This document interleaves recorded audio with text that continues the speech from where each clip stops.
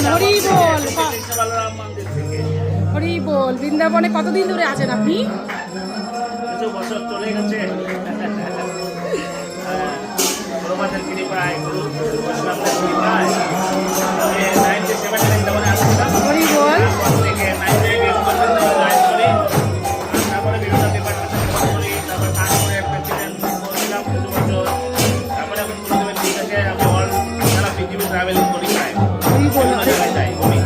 এখানে আলাইনে আপনি ইউএইতে এসে কেমন লাগতেছে আপনার? আমার এখানে আমি আগে এসেছি। ওকে। মরুভূমির মাঝে বৃন্দাবন।